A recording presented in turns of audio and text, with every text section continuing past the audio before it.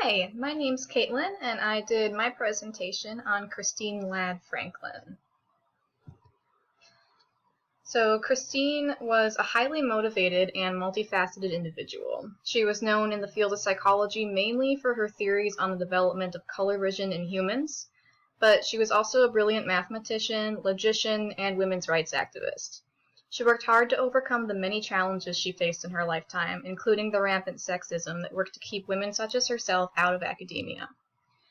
By the time of her undergraduate graduation, she had learned to read in multiple languages, collected hundreds of botanical specimens, studied advanced trigonometry, and had spent a year teaching in New York. She then continued to cultivate her interest in the sciences and went on to publish multiple articles on topics in psychology and mathematics. At the age of 35, she earned her doctorate, although this official recognition was not granted to her until decades later when she was in her late 70s. Ladd Franklin was born Christine Ladd on December 1st in 1847. She was raised by both of her parents until her mother, Augusta, died of pneumonia in 1860 when Christine was 12, at which point she went to live with her father's mother in New Hampshire. Christine's family had a tremendous impact on her values and later academic success. As a toddler, she was already accompanying her mother to women's rights lectures, and in adolescence spent a great deal of time with her aunt and grandmother, who provided both moral and financial support. Her father was also highly supportive, and for a father of a young woman in the late 1800s, was unusually invested in her academic and career success. Starting around the time of Augusta's death, Christine kept diaries throughout her young life. These diaries tell us much about her goals and aspirations, as well as her personal life. Christine spent her high school years at the Wesleyan Academy in Wilbraham, Massachusetts. She followed the same track as all of the boys in her class who were being prepared for Harvard. She graduated in 1865 and was valedictorian of her class. Christine then wanted to pursue further higher education, but her family was opposed to this at first.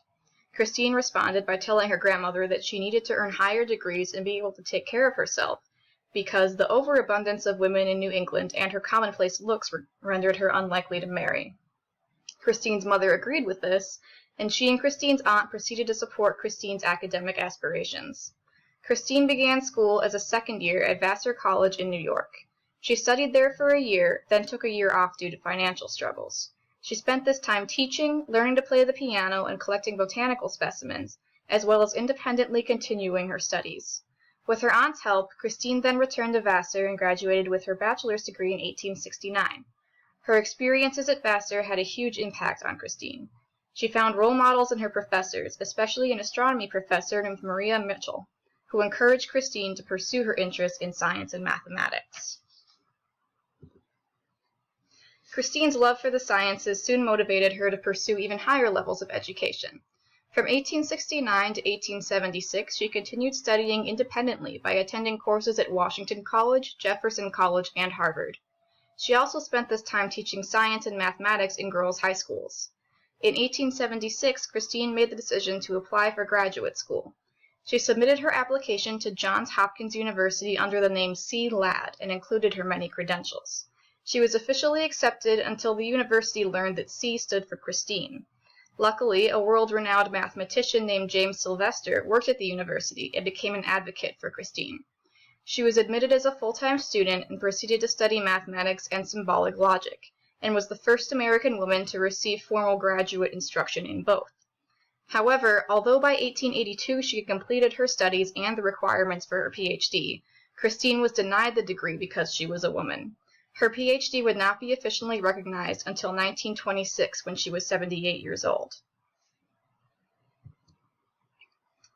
Christine's work in the field of psychology was twofold. Not only did she complete years of research, but she fought for women's right to be admitted into academia and to be regarded with the same respect as their male peers. As for her research, Christine was very interested in the development of vision in humans. This began with the study of the horopter, which is the locus of points in the external space whose images are formed on the retinas of the two eyes so that they are seen singularly in binocular vision. This connected Christine's interest in mathematics and visual processes, and the resulting paper was published in the American Journal of Psychology's first volume in 1887. Then, in 1891, Christine's husband took a sabbatical and Christine went with him to Europe, where she continued her vision research in G.E. Müller's laboratory in Germany. At this time, women were not allowed to enroll in German universities, but Müller accepted Christine into his laboratory and repeated his lectures for her individually, since she was not allowed to attend. She then went to Berlin to study in yet another laboratory, at which point she rejected the three-color theory of vision expounded by Helmholtz and Koenig, as well as the three-opponent color pairs theory that Müller supported. Christine formulated her own theory of color vision, which she said integrated the correct aspects of both of the previous theories. According to this theory, there are 3 levels of molecular differentiation in color vision, each of which corresponds to different stages of evolutionary development. Black and white differentiations occurred in the first stage, white then became differentiated into blue-yellow hues, and finally yellow differentiated into red and green. Today, research challenges some aspects of this theory, but it was well received at the time, and the evolutionary aspect remains a viable theory. Christine's papers on this subject were published in American and foreign journals, including the Psychological Review. In her mid-60s, Lad Franklin began writing to E.B. Titchener concerning his exclusion of women from the experimentalists, an elite group which aimed to socialize younger researchers in the field. Titchener claimed that women should not be allowed, as there would be frank language and smoking, which were activities only men should partake in. Lad Franklin then wrote to Titchener saying, "Have your smokers separated if you like, though I, for one, always smoke when I am in fashionable society. But a scientific meeting is a public affair, and it is not open to you to leave out a class of fellow workers without extreme discourtesy." Unfortunately, Titchener stood firm, and Lad Franklin never gained membership to the group. In spite of this discrimination, Lad Franklin continued her research until her death in 1930.